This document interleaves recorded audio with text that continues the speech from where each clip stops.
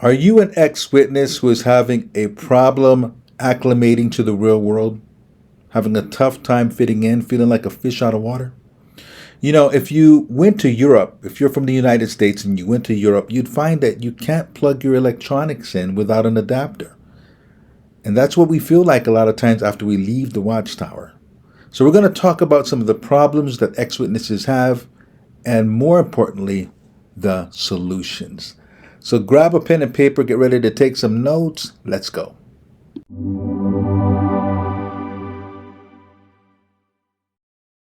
Hello, everyone. It's been a long time, but it's nice to be back. Coach Rod coming to you with another video designed to help you live your best life.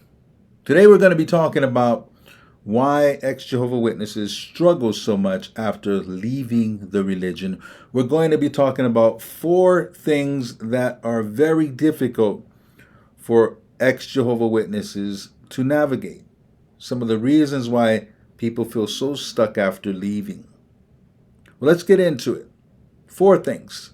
Thing number 1, and the biggest thing that people struggle with, is the loss of community. Jehovah Witnesses have very, very strong communities. Most high control religions do.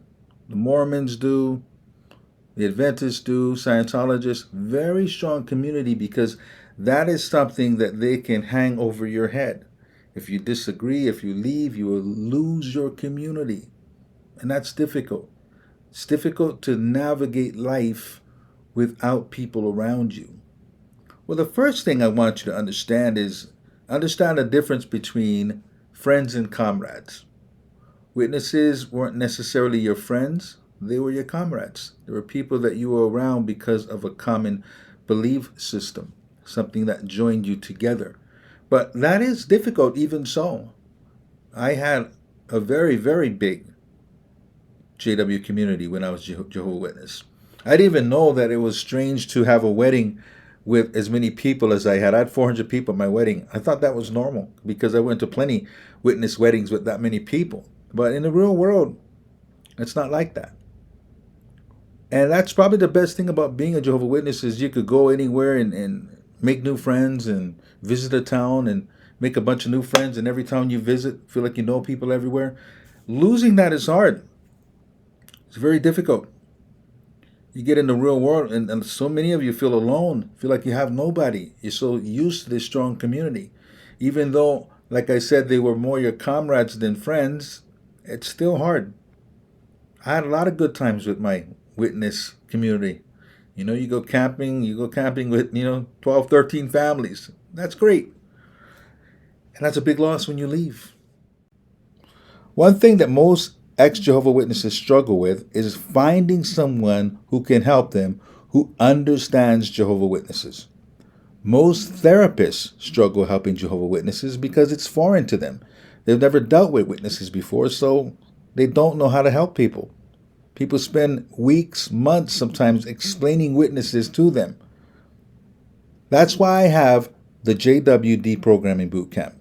It's an online course that I've had out for 8 years. I've helped hundreds and hundreds of people move forward in their life with this online course. It's a video-based course, 21 lessons, and I cover just about everything. It's probably what you're looking for. So go ahead and hit the link that's in the text of this video, or you see the website right below here. Check it out. See if it's for you. Now back to the video. Another thing people struggle with is a loss of certainty. When you were witnesses, you lived life with a sense of certainty. You thought you knew what was in the future. Armageddon's coming. We're going to live in this paradise earth. Everything in your life was based on certainty. You had the truth. It made you stand tall and so proud that you had the truth. You felt like the rest of the world was lost. Well, once you leave the religion, you find out that people in the world know a lot more than you may know. They were open to more things. You feel like you have no certainty now. And that's very unsettling. You feel like a fish out of water. When you're a witness, it was like you're in a fish tank. Every day you saw the same thing, right? You saw the castle and the fake tree, and you knew what was in that fish tank. You had certainty. Now you're in the deep blue sea. and you don't understand how it works. It's very unsettling. Another thing that people struggle with is a loss of worthiness. In this community, you may have been the big fish. You may have been an elder, ministerial servant. You may have been a pioneer. Might have did special things and took special assignments. People looked up to you. Might have been a Bethelite. Who knows? You might have been somebody. Just being a exemplary family in the kingdom home makes you somebody in your community. And now you're in the real world. You feel like you're standing still and the world's going 100 miles an hour and you don't know how to acclimate. It makes you feel like nobody. So small in the real world. It's hard to deal with. People also deal with the wrong mindset. A mindset that was programmed by the witnesses that doesn't work in the real world. It's kind of like if you're in America and you go to Europe and you can't plug your appliances in, you can't plug your electronics in because the electricity is different. You need an adapter. Doesn't work the same way. And that's what it feels like when you're ex-Jehovah Witness trying to plug your appliances in or your electronics in the real world and it doesn't fit. You need an adapter. The wrong mindset. It worked for the religion, it doesn't work for the real world. But let's talk about what the solution is for all four things. The solution is finding your sense of purpose.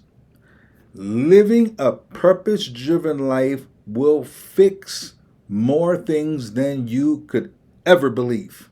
Finding your sense of purpose. It allows you to start living a purpose-driven life based on your makeup, based on how you're put together. Living a life unique to you where you're using your gifts and talents to add value to the lives of others. That creates a purpose-driven life. Find your purpose. Now, how does your purpose address the things that I mentioned? Well, it gives you community. When you find out what you love, whatever it is, and it doesn't have to be something that changes the world. It's just something that you feel called to do, something you feel that you have a talent at, something that brings you joy. You will begin to build community within that passion. You'll find other people who have the same passion, and slowly you'll make true friends and you'll build community. Whatever it is. If it's music, if it's art, if it's volunteering, if it's being an entrepreneur, whatever it is, it could be sports. There's so many things. When you follow your passion and when you're a witness, you denied yourself what you're passionate about. Now, some things have to do with youth, right? Windows open and close in life. But even if a particular window is closed and you missed that opportunity, you still can find something else. Don't tell yourself it's too late. There's a woman that I worked with, was an ex-witness. She became a children's book author at about 70 years old. She's written about 15 books. So it's never too late. She's in her passion now. She's in her 70s, mid-70s, living her best life yet in her 70s. So never tell yourself it's too late. Dream another dream if you have to. Find your sense of purpose. Your community will be found when you are engaged in your purpose. Next, I said there's a loss of certainty. That really shakes people up. Well, number one, replace certainty, wanting to find certainty, with curiosity. Replace certainty with curiosity. You see, when you have the truth, you no longer ask questions. When you have the truth or you think you have the truth, all you do is defend what you believe. You stop asking questions, and there is no growth without questions. But as you live your purpose, watch your need for certainty fade. Because the one thing you're certain of is that you're living your purpose. And to live your purpose at a higher and higher level, you ask questions to grow. And you don't need certainty. You'll be more wanting growth, more wanting personal expansion, a need for all those other things, and you'll lose the need for certainty, because all we do as humans is grow. All we do is grow.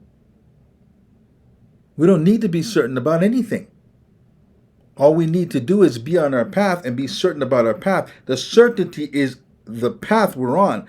The need for certainty will be satisfied by us being certain about our path.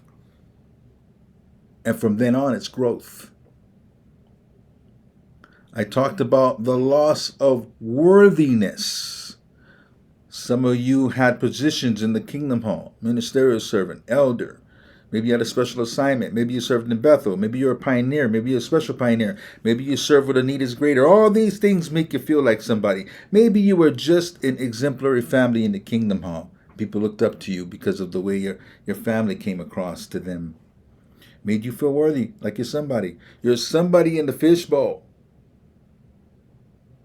But when you find your sense of purpose, you're worthy because you're in your purpose. You're worthy because your gifts, your talents, your callings add value to the people around you. Worthiness is a birthright. It's not something that is bestowed upon you by another human. It's your birthright. You are worthy because you are. And you become even more worthy the more you get into who you are, instead of having other people tell you who you are, instead of waiting for validation from an organization. Your worthiness comes from within. Everything you seek comes from within yourself. The wrong mindset is another thing that I mentioned. And when you are living your purpose, your mindset will naturally change. You begin to understand the power within you. You begin to understand that what you can conceive, you can achieve. And it stops having you look to an organization outside of you, to something outside of you. And when you're a witness, if everything goes right, it's Jehovah. If everything goes wrong, it's Satan. It takes away personal responsibility. Your mindset will change once you start living a purpose-driven life, because you'll understand that life is basically the consequences of your choices. It's the consequences of our choices. And a non-choice is still a choice.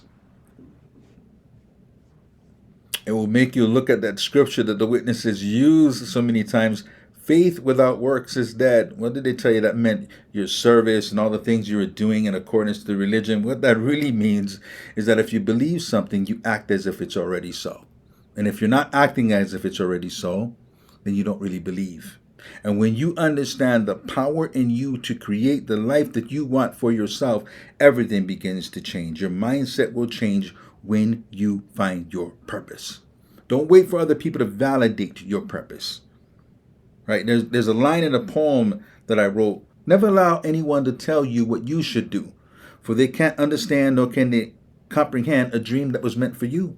Right? So it's all about you. You understanding you. You bringing all of you to the table. You listening to your intuition, you listening to your calling, you finding the gifts and talents you were given, and you start living a purpose-driven life. And I promise you, if you start doing that, a lot of the problems that you feel you have today will dissipate. Good to be back, y'all. See you in the next video.